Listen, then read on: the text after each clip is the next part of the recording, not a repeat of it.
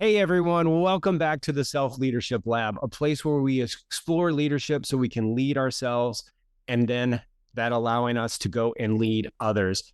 Today, I am very excited. I've got a new leader to talk to today, a topic that we haven't talked about, which will be stewardship. And so my guest today is Scott Maderer. Scott, you're going to do a much better job introducing yourself than I could ever do. So please go ahead and tell everyone what you are, and then we'll get into it. Sure, absolutely. I'd be happy to. And thanks so much for having me today. I have been a lot of things, like a lot of us. I actually started my life with the idea that I was going to go do medical research. I did that for a little while. I actually got degrees that allow me to do research work. Did that for a little while, figured out that's really about chasing grant money. Decided I didn't want to chase grant money the rest of my life. So I pivoted and became a school teacher. And did that for 16 years, 11 years in middle school. Thank you for your condolences. And 5 years in high school. I taught public school, private school, a lot of different things. Loved it. And enjoyed teaching, enjoyed interacting with the kids. At the same time, it's a lot of long hours, relatively low pay. Eventually, there's a kind of a personal side to this that I'll share in a second, but career-wise, I left teaching and went into the corporate world, still in education. I went to work for a testing company, so I went from teaching to testing. My students said I joined the dark side, but that was okay. I enjoyed, again, testing was something that I saw the benefits to and really enjoyed. I ended up working kind of up into an executive position, climbed the corporate ladder, ran a big team, lots of contracts, lots of times in airplanes and airports and conference rooms and flying all over the country. I had like about 180 people that reported up, through my line. Big budget to be responsible for all of those things. Again, loved it, enjoyed all of the time that I had with that.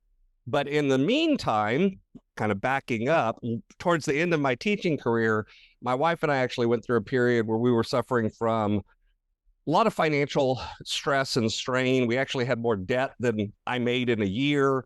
I'm kind of trying to carry all of this weight because I'm going to be a good man, a good provider, a good leader at home. I'm going to protect my wife. And I'm putting all of this in air quotes because my wife's a smart lady and she knew what the heck was going on. But at the same time, I'm not talking to her. She's not talking to me because she doesn't want to add to my stress. I ended up becoming suicidal because of finances. By the way, number one cause of male suicide is financial stress and financial strain because we put so much on ourselves to be a good provider. My wife and I were nearly divorced because of it. We weren't communicating. All of that's kind of towards the end of my teaching career. Some messaging came into my life. I realized maybe there were some things we could do different.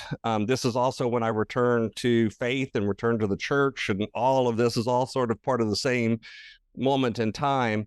But I did sit down with my wife and came clean and told her everything that was going on. And of course, she looked at me and went, I know. But, and we basically said, okay, we're going to do something about it, radically change the way we were living our life. That included leaving the job and going into corporate and doing all of that. But it also included just radically changing what we were doing in terms of how we ran our family, how we communicated about things, radically changed our marriage, brought me out of the suicide, brought our marriage out of the path to divorce. And what ended up happening is people started noticing.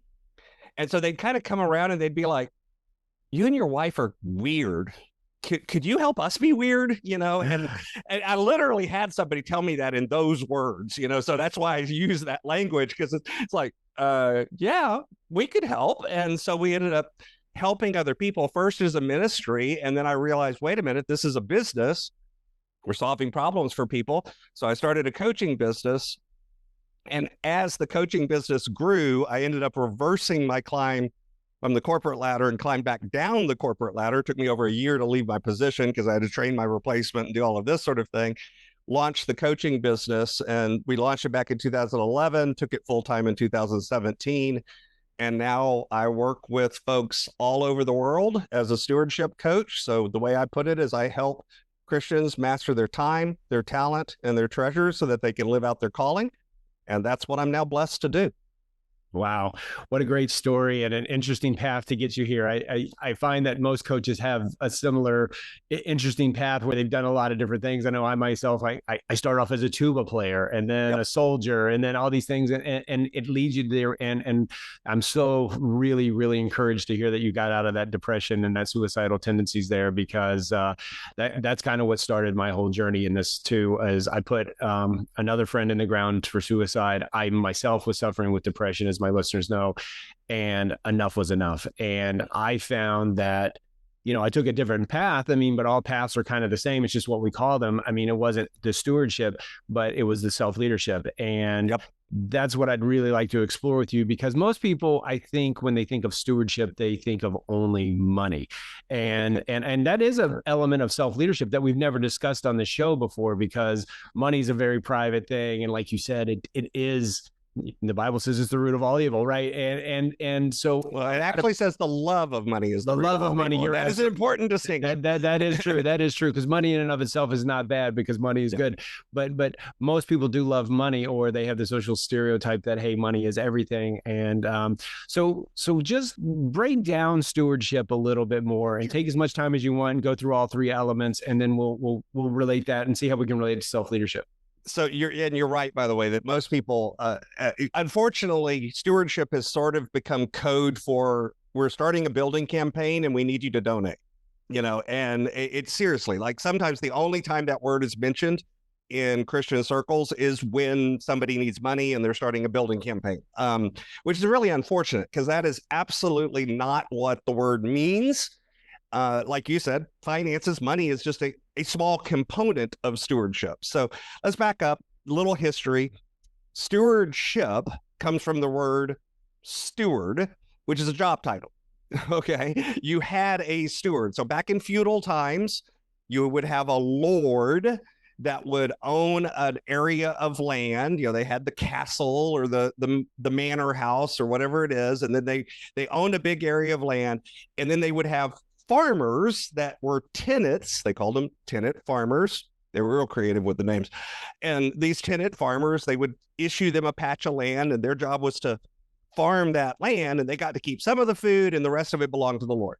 That was kind of their taxes. Well, if you think about it, the Lord is this big noble guy. He doesn't want to go around knocking on people's doors going, hey, Bobby, you owe me, hey, let's pay up. You owe me money. So they would have somebody whose job it was to manage all of the stuff. And they called that person the steward. It was the steward of the manor, or the steward of the duchy, or the steward of the Lord's land. And the steward was a manager of all of these resources, but not the owner. They lived in a really nice house. They had really nice stuff, but none of the stuff that they were taking care of was their stuff. They were taking care of it for the Lord.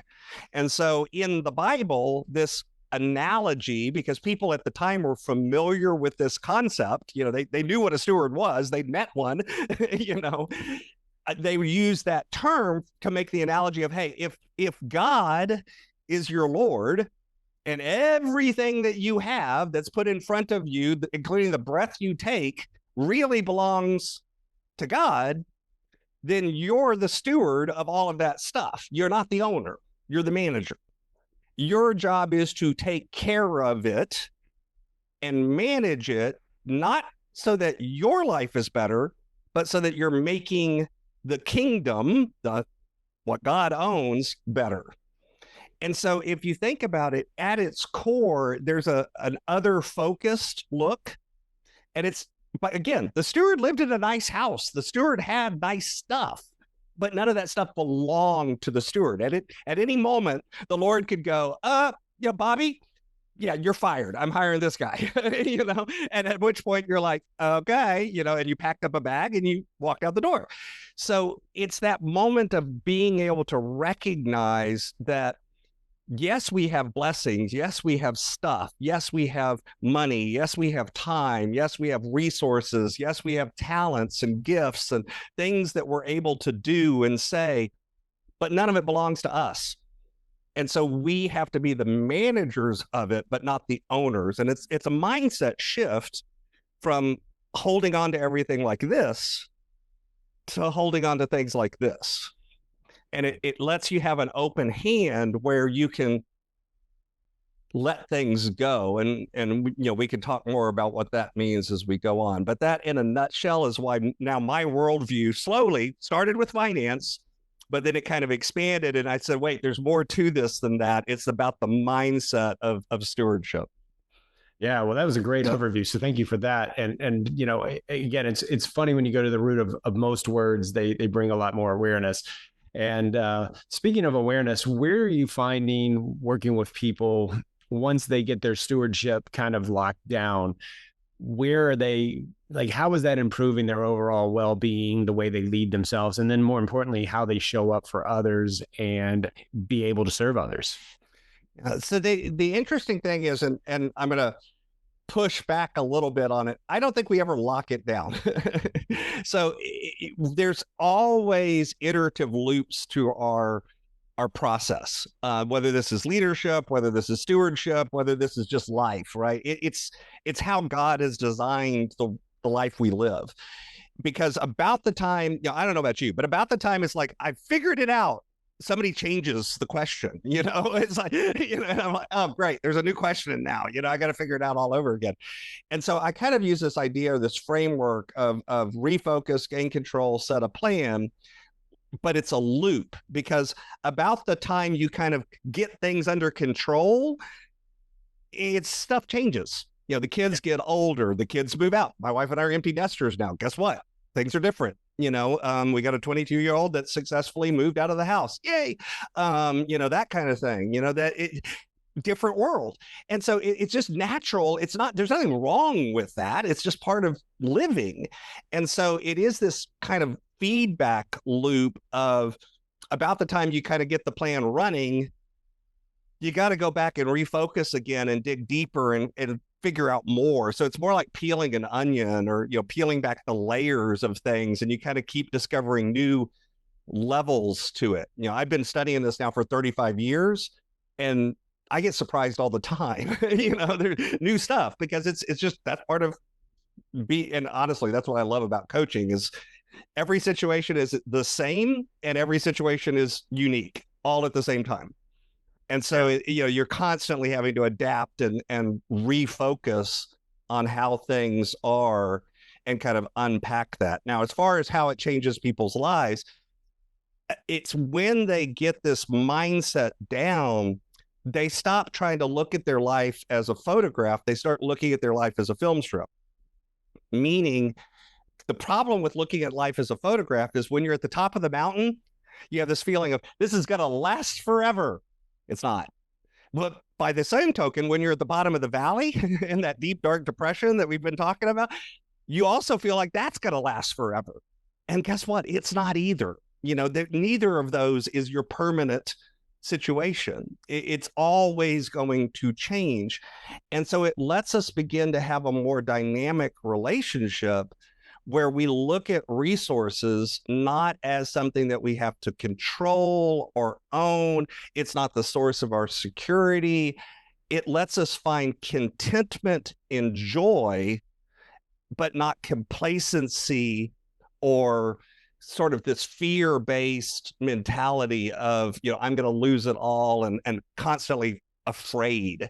So it moves us from fear to fruitfulness, because all of a sudden we control what's going on. We can have a little better life ourselves, but we can also help other people. We can also, that's where people all of a sudden dreams wake up and they're like, man, when I was 16, I really wanted to do this thing. And, I talked myself out of it because it wasn't realistic, but that dream's awake again. And now I want to go do that thing, and that thing could be climb Mount Everest. That thing could be start a business. That thing could be get married. It could be a million different stuff. But it wakes up that ability to dream again and lean into those dreams. And, that to me is the beauty of changing that mindset. Yeah, no. And I like your clarification there, because it is an ongoing cycle. And, if we're not constantly learning and evolving our way of thinking and our mindset, again, you're going to get stuck again because, you get this area of greatness. And then let's say it is all pulled away from you. I do get fired as the steward of the land and then you've got to start all over. So yeah. And then sometimes I find in some people that I talk with and coach that it's actually the initial phase is actually a little bit more demanding on your mindset than later on because you see all this change that you want. So what's your recommendations on making these changes to the way you balance your time or take over your time, talents, and treasures to get people not overwhelmed? Because I mean, this is a perfect time. We just started a new year. There's so many resolutions, so many people are doing it. Well, they get overwhelmed because they try to take on too much too fast. And I would imagine your view of stewardship is gradual and consistent. Yeah. It's about consistency. It's about habits. It's about systems. It's not about instantaneous change. It's not about hitting it out of the park. Because the truth is that generally doesn't last. Perfect example. We're in the new year, New Year's resolutions. All these people want to get fit. They go join the gym. Man, you go to a gym right now and those machines are packed. You can't, I literally, there's a gym down the street from where I live. And I drove by the other night on my way to a men's group and the parking lot was full. And on both roads that lead into it, there were cars parked on the side. I'm like, I haven't seen that many cars in that gym forever, since like last year at this time. Guess what? If I drive by that mid-February, that parking lot will be half empty. Oh, yeah. Or 3/4 empty. They're those folks that went in with that mindset of I'm going to fix everything right now, burn out and they give up and they're no longer there and they don't make the same change. We do this with our money. We do this with our time. We do this with our relationships. We do this with our health. And so take a step back. And I encourage people to start small and look at themselves first. And what I mean by that is figure out not just the what, hey, I want to get healthy this year, but the why for it. Because until you really develop a big, hairy, passionate why, the what doesn't matter. You're not going to stick with it. It's not going to last. Think about it. You see this happen, right? Who's in the gym all year? The guy that in December or the gal that in December went to their doctor for their annual physical and found out if they don't suddenly change their life, they're going to die, And the doctor looked at him and went, you got to do something different or you're going to die, and they're like, okay, that's a big enough reason. I'm going to do that. The new parent that suddenly has a baby at home and is like, I got to do something, oh my Lord, I have to be an adult now. I got this little human, that somebody made me responsible for this. How did that happen? Right. We all have that moment of realization as parents where it's like, I'm responsible. I can barely be responsible for myself. And now I have to be responsible for this little human and it needs everything.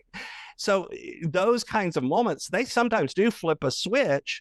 But people think it's because of the what, and it's not. It's because of the why. It's because all of a sudden they're looking down and going, this is a big enough reason to do that thing that I've said for 6 years I was going to do, and I haven't done. I haven't followed through because you develop that why. And so I really encourage people to focus on the why before they focus on the what if they really want to make sustained change.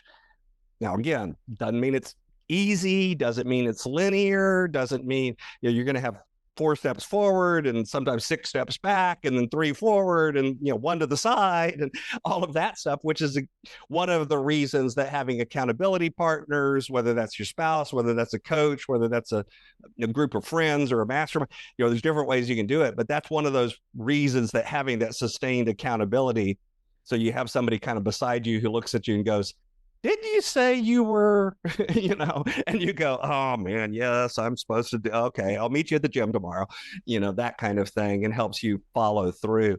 And I use the gym analogy, but again, you put this in any component of your life. Yeah. It could be leadership, it could be business, it can be money. It doesn't matter. It's all the same. It's all the same behavior. It's just a different thing in that box. Yeah, no, it's so true that I like a lot of what you said there about accountability partners, about finding your why. I rephrase it: find the work that matters to you. Because Yeah. if someone comes to me and says, "I want to lose 20 pounds," we'll cut your leg off, and you'll probably lose 20 pounds. Well, that's not the why is not But obviously. that's not how I wanted to do it. Right, exactly. So a lot of times, a lot of these grand gestures that we make and these changes that we want to make are similar like that, right? They're knee jerk reactions. They're whatever. I mean, you gave the example of your health being, the doctor telling you to go. And I am no medical doctor, and I'm not saying it, but I would love, and I've thought about this for years, I would love that part of stewardship be fitness as well, because Absolutely. it probably falls into your time and your talents a little bit as well. But that is such I mean, we've been given one vessel, and I heard a gentleman say the other day, everyone will say that health is the most important thing to them, but if you ask them, don't live it. yeah. If you ask them metrics, like if you run a business, what was your revenue last year? What's your revenue per month by employee? They can rat it off. But if you ask them, like, well, what's your, A1C or whatever, we're getting pretty medical here.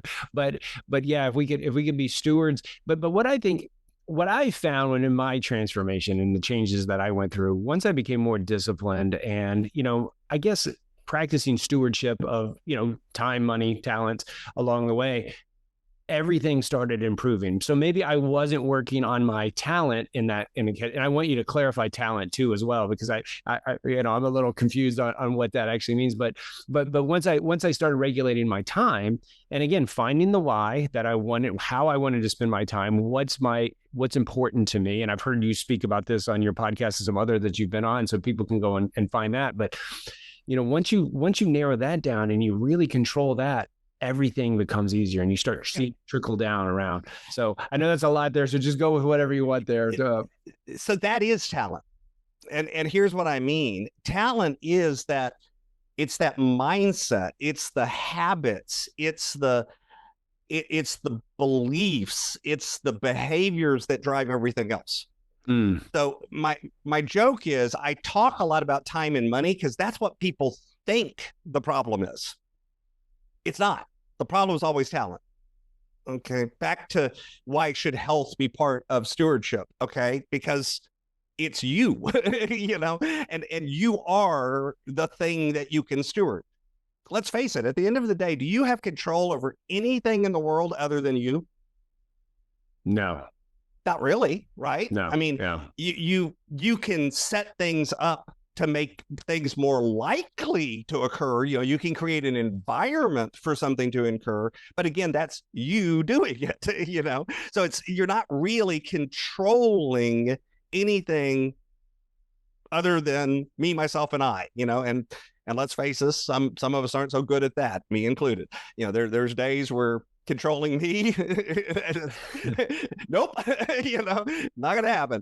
So that's enough. That's all we need to be really focused on. So I kind of use a bait and switch. People think they've got a time and a money problem or a health problem, and I actually think a relationship problem. I think any component, career problem, leadership problem, business problem, put whatever category you want there, and it always comes back to talent.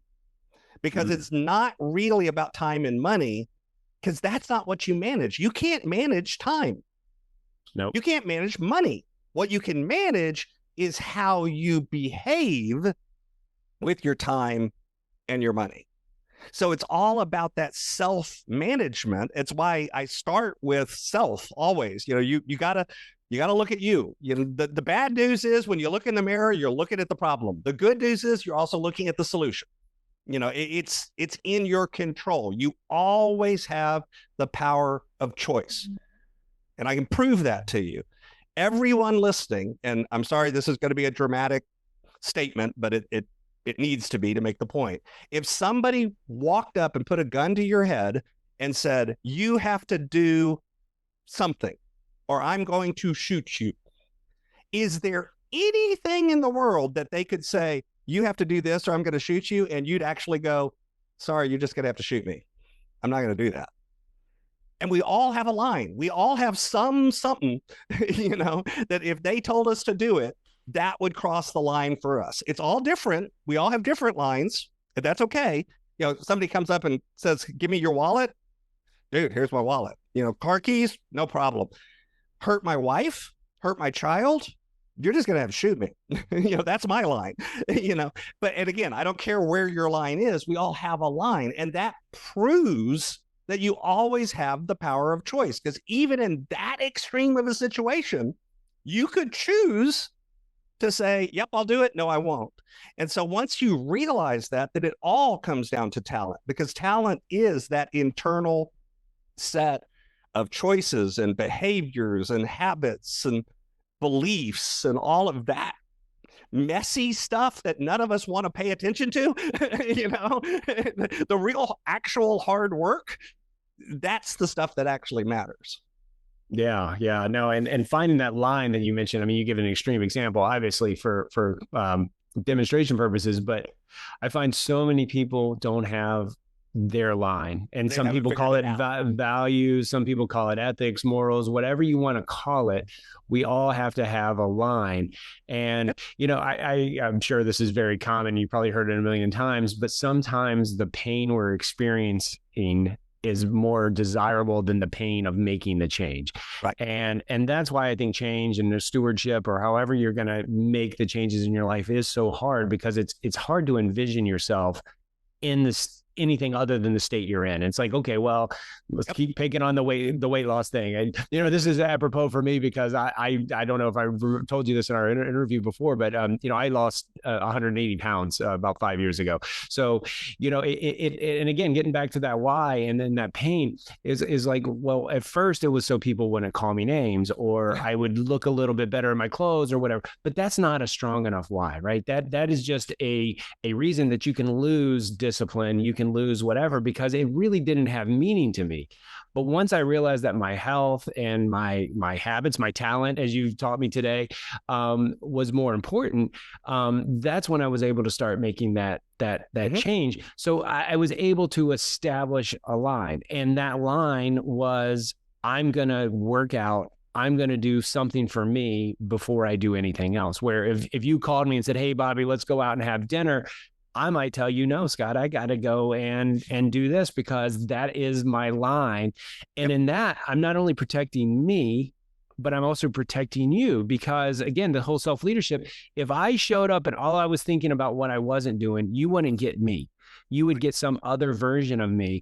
And so that's why I think stewardship is really, really important when it hadn't even really crossed my mind in this whole study until I met you. And I want to thank you for that. And again, you've written a book on it, Inspired to Leave, and we got to talk about that so people can go and learn more.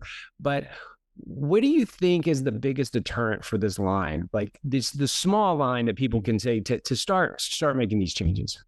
So, one of the frameworks I share in the book, and I talk a lot about in my podcast, is this idea of invest in yourself, invest in others, develop your influence, and impact the world. And that's kind of the 4 stages, if you want to think about it. And you'll notice that the first one is invest in yourself.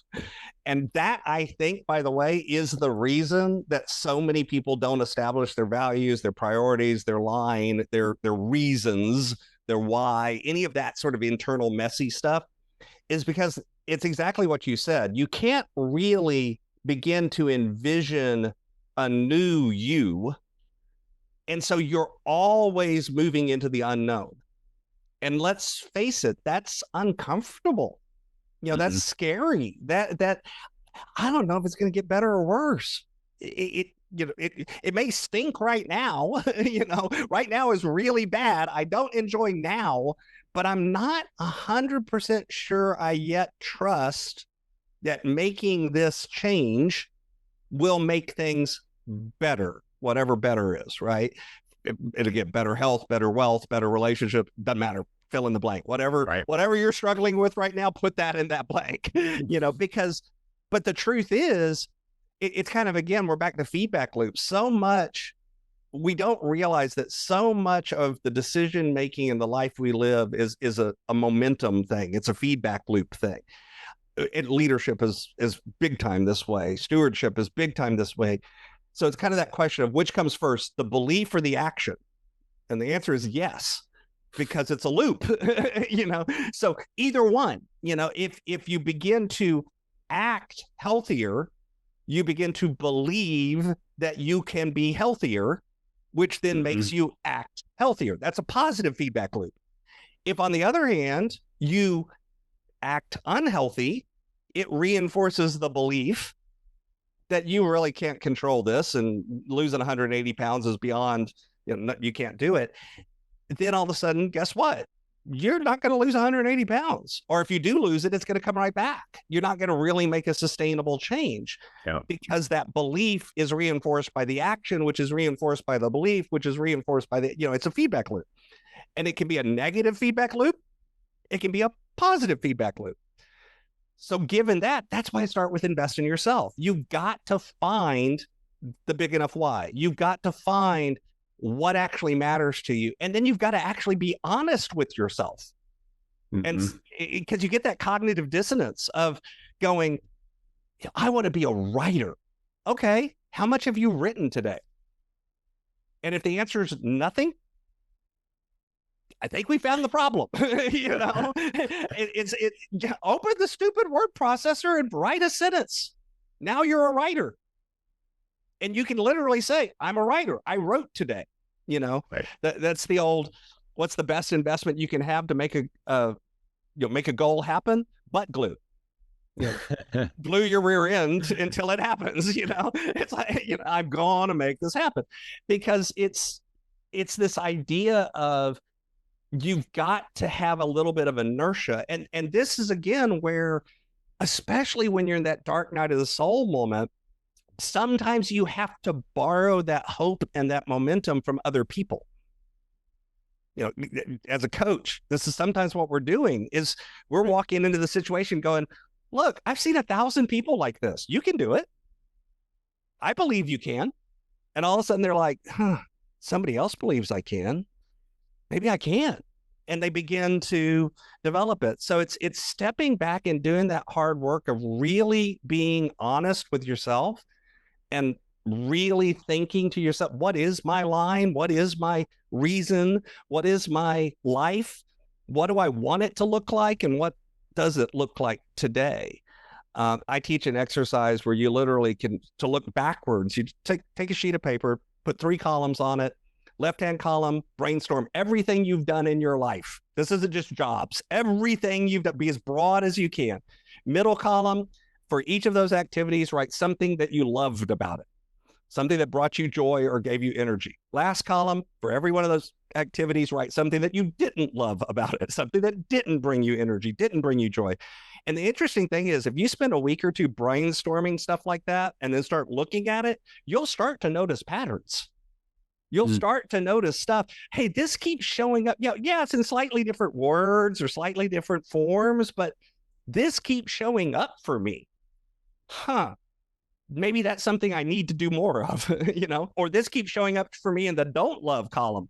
Maybe I need to figure out a way to do less of that. That begins to give you an inkling of where some of those lines lie, so that you can begin to focus in and move forward in a direction. That's investing in yourself. That's taking that moment to say, and most of us don't stop to do it. We're busy all the time. Go.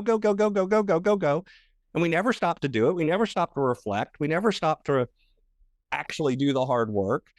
Earlier when you were talking about, people telling me, health is the most important thing. Great. Give me your bank statements. Give me your calendar, and I'll tell you whether you're lying. Yeah. It tells so much about where your words are. And I'll tell you what's really important to you.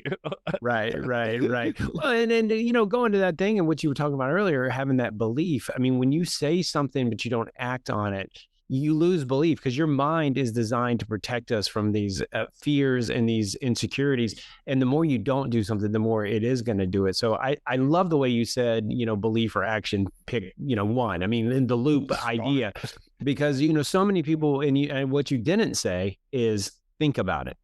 And because thinking about it will prevent you from taking action or gaining the belief or whatever. So that's a very valuable idea, because a lot of, as coaches it's action. But you're right. Sometimes action will give you that belief. And because if you want to walk a mile and, you can't walk down the driveway, but eventually you can. And then you believe, well, I can go to my neighbor's driveway and I can go to the next driveway. it's such a just a loop, like you said, and I've never thought of it in that way. But yeah, I mean that is so powerful. And focus on yourself in this society. Self is selfish, and but I say focusing on yourself allows you to be selfless, because Exactly. once you're squared away, as the example before, if I don't show up who I want to be when I meet with you, I do a disservice to both of us.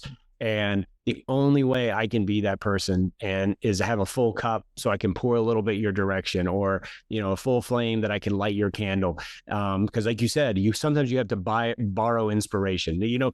I hate the word motivational speaker and motivation and all this stuff, because motivation is temporary, but sometimes that temporary little jolt is what you That's need. enough to get you over that hump. Yeah. But be cognizant of that, because again, once you go, you've taken the action, see the belief. You did something. You did, even if it was small. Like I said, if you want to run a mile or walk a mile and you only were able to walk 10 yards today, don't poo-poo yourself. Always a win. Always a win. You find the win. There's always a win. Okay. Right. I train a lot of coaches, and that's one of the things I try to beat into their head nicely is, because they'll say, oh, the client came in and they didn't do this, they didn't do that, they didn't do this, and they didn't do that. And they're giving me a list of all the stuff the client didn't do. And I'm like, no. What did the client do? I kind of don't care I care, but I don't care, Right. I want to start first with, what was the win? Well, they didn't do anything. Did they show up for the call?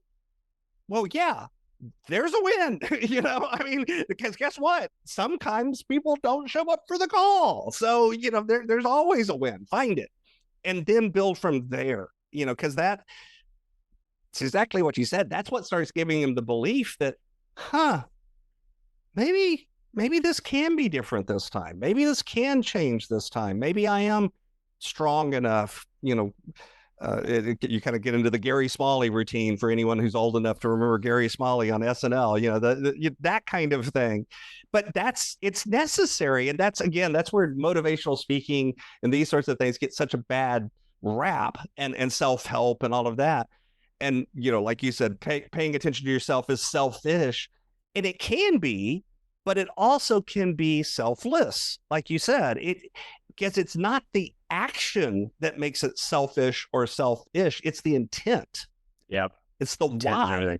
If all I'm doing is focusing on myself because I'm sitting here going more, me, I can take advantage of everybody else. I can manipulate the situation. Bobby, I've got really good communication skills, and I could probably get you to do something for me that's good for me and doesn't do a darn thing for you. That's manipulation. Influence is, hey, Bobby, let me get to know you, figure out what's good for you. And yeah, it probably benefits me too. Mm-hmm. Maybe it does, maybe it doesn't. But my focus is on what can I do to help Bobby? And yeah, it may help me too, but it's not me first. It's still self-focused because I'm still thinking about my skills and my abilities and my why and, my purpose and my passions and all of that. But I'm focusing on that so that I can move to the second step, and invest in others, that's the next phase and then that's what gives you the feedback to give you the momentum, because when I start helping Bobby and Bobby goes, dude, this was awesome. I'm like, cool, that was awesome, and that gives me a positive feedback loop. And now we go forward. You mentioned earlier, pouring from a full cup. Do you know where that expression comes from? No. So there's actually a great prayer in the Jewish culture where they take a saucer and a cup, like a goblet, and the oldest person present at the ceremony, and I'm not going to go into all of the details, but begins to pour wine, and there's this prayer they say in it, and the wine begins to fill the cup, and they talk about how this is God pouring out blessings and gifting for you, but they keep pouring, and the wine fills the cup, and eventually what happens? It rolls off the top and begins to fill the saucer below. And they say, this is why we fill our cup. This is why we're filled by God, is so that we can pour it out to others. Mm. Okay, because the saucer is everybody else. And it literally illustrates filling your cup, so it can pour out to others. And now that's become an expression, but it's a physical representation of that. And when you think about it, and again, what's the intent there? They don't stop pouring when it gets to the top of the cup. They don't go get a bigger cup. They don't go say, I need a bigger cup because I got to keep adding wine to my cup. They just keep pouring. And eventually it spills over the top and begins to influence and impact other people in a positive way. And that's why, for me, it's invest in yourself, invest in others. Naturally, if you invest in others, you develop influence. It just happens. All of a sudden, people start looking at Bobby going, hey, Bobby's the guy to talk about this, and other people introduce you as the guy that knows about this. That's influence. And through influence becomes impact. And so it's why I jokingly say it's really, there's only one step, invest in yourself. The other stuff happens naturally if you're doing it right. It's just a byproduct of it. Yeah, it's a big flow down effect. Yeah, that well, thanks for sharing that, because I should have used analogies and phrases that I don't know the meanings of, but yet I do many times. Just ask we all do. I'm a language nerd. I love words and I love language, and so I tend to look up idioms and expressions, and because Hi, I'm a nerd. My name is Scott, and I'm a nerd. You introduce yourself to people. I'm a word nerd. But no, I'm just a nerd. Just a nerd. There you go. I think there's a nerd in all of us. You've just identified it. I'm sure I'm a bread nerd. I love to talk about bread and making bread and all that. But very few other people do. But I'll still talk about it. So they're like, "What's wrong with this guy?"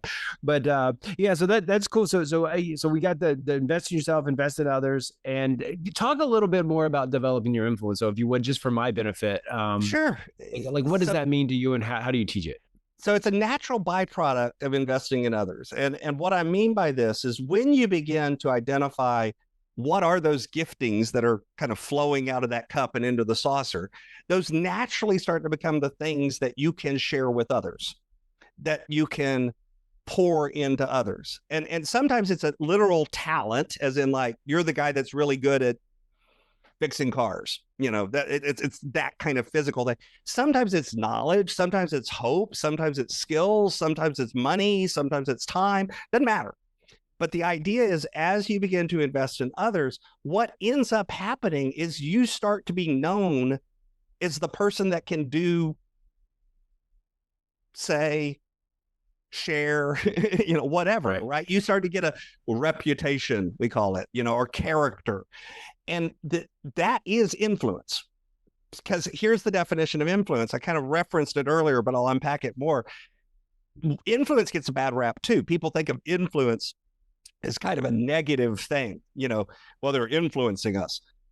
I would quibble, getting back to being a word nerd.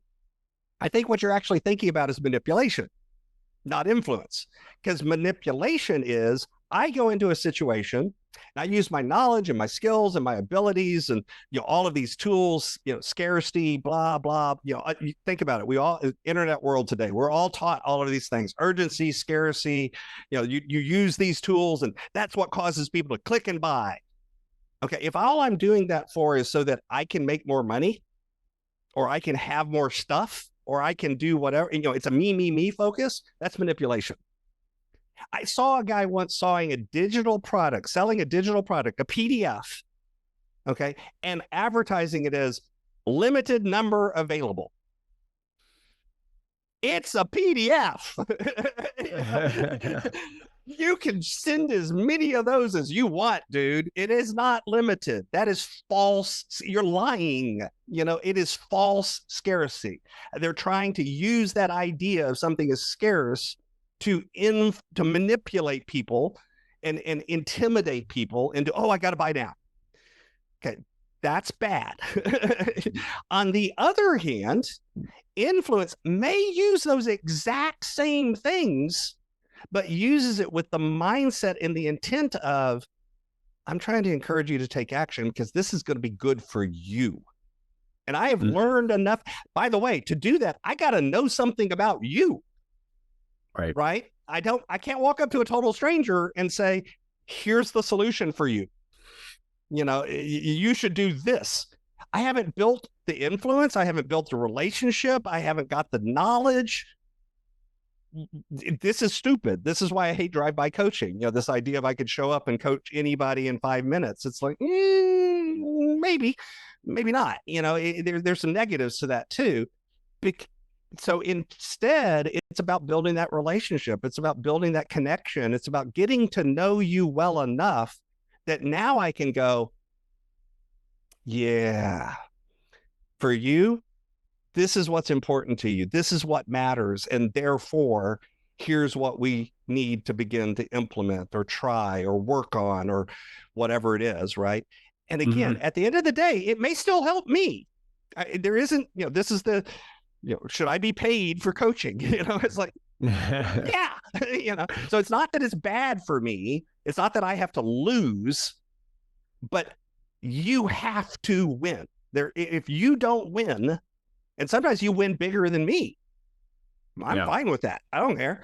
It's because it's not about the relative size of the win either. It's about, is my focus on, no, Bobby's got to win in this situation. I got to make this where Bobby comes back later and goes, dude, this was perfect. This was exactly what I needed.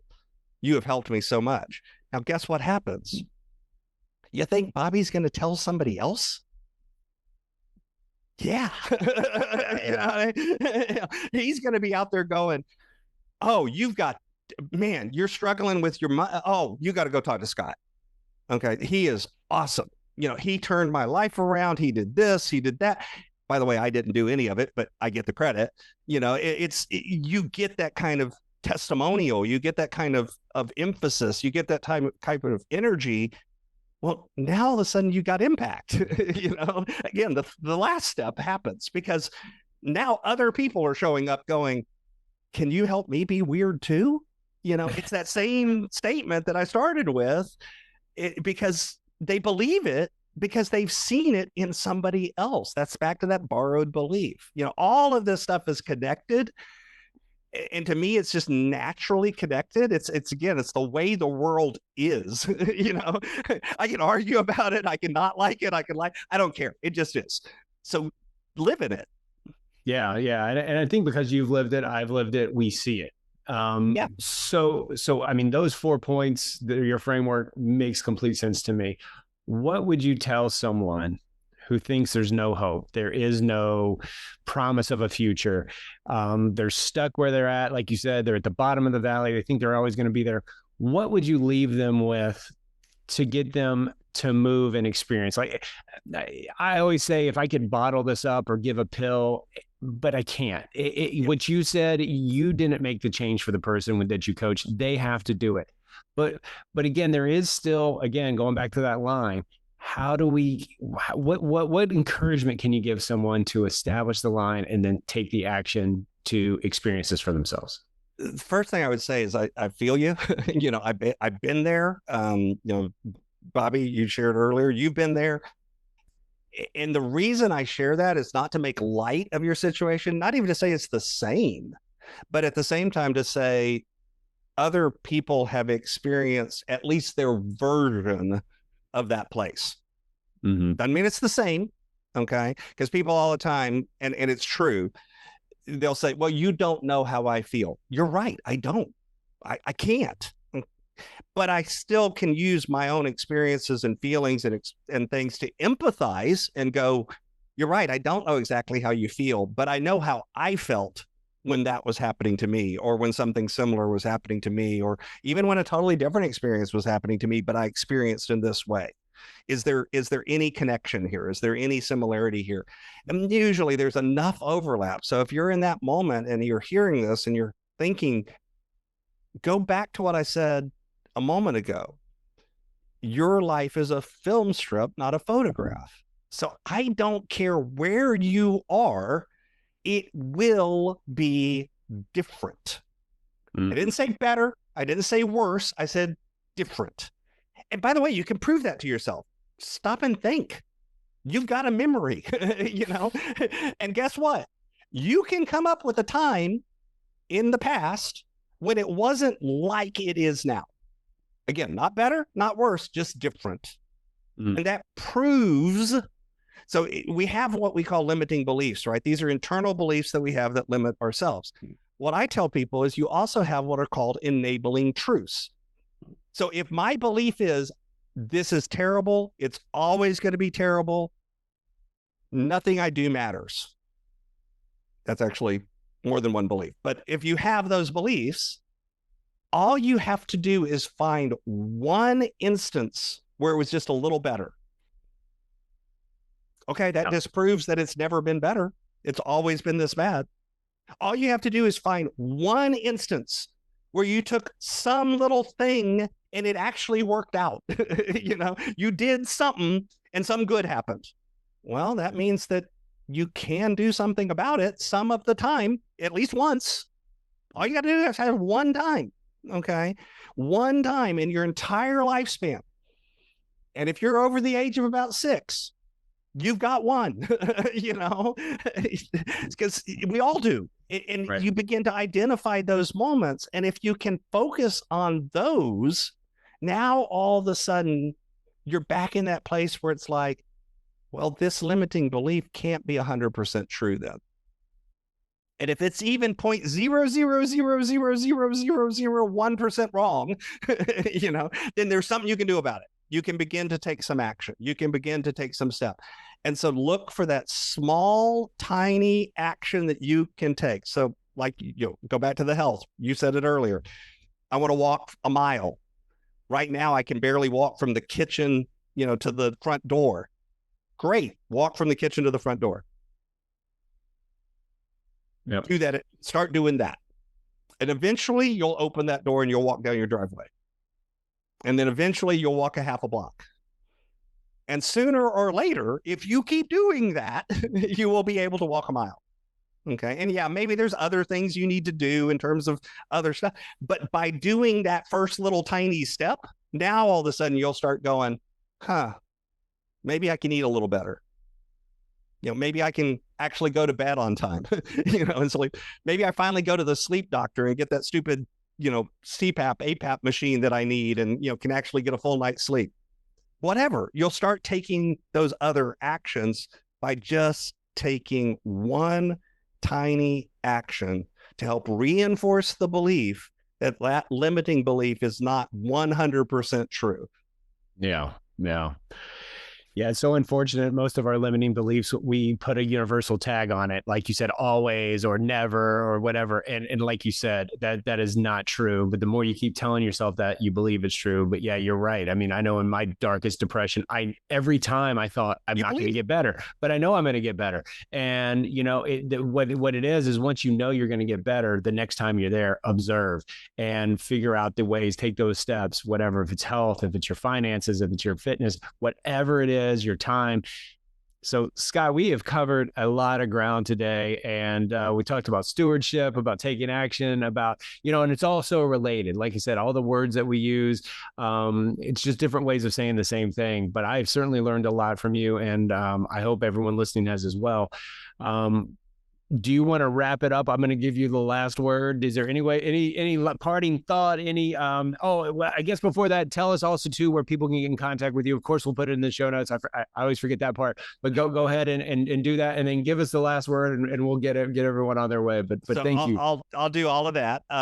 So the one thing that came to mind as you were talking about limiting beliefs and believing they would be permanent, there's actually what I call the P's of limiting beliefs. So it's personal, permanent, and pervasive. What that means is, so it's not I failed at something, it's I am a failure. That's personal. Permanent. It's not I just failed at this one thing, it's I always fail at. And pervasive is everything. So when you say I'm a failure because I always fail at everything, it's personal, it's permanent, and it's pervasive. It becomes everything. And that's, by the way, how you recognize a limiting belief thought. That's how you recognize one of those moments that's driving you to the dark night of the soul, is when you start saying those things, one or more of them, doesn't have to be all three, you know you're steering towards that thing. So that's my last word. As far as where folks can find me, I actually put together a landing page just for your listeners. So if you go over to my website, which is at inspiredstewardship.com, then just put in / self leadership, all one word, no spaces, just self leadership. What you'll find there is I've got some free resources that you can click a button and get them that says Master Your Stewardship. There's a place there where if somebody wants to jump on a call and has some questions about anything I've said or needs me to unpack something a little further, jump on a call with me. My podcast is there. My book is there, Inspired Living, all of that. And again, you can find that at inspiredstewardship.com / self-leadership.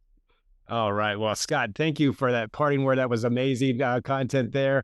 And thank you for everything you shared today. I know I've learned a tremendous amount and helped me understand stewardship more, because I want to be a better steward of the vessel that I've been given, the mind I've been given, and the talents, treasures, everything I've been given, so I can, make the world a better place, influence others, show that impact, everything that you talked about. And thanks again for your time. And for all of you listening, thanks for joining in. And until next time, I'm Bobby Shelton. Keep leading yourself.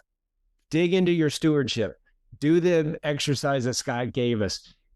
Figure out how you can invest in yourself, invest in others, because that's what self-leadership is all about. Thanks, everyone, for listening. Have a wonderful day.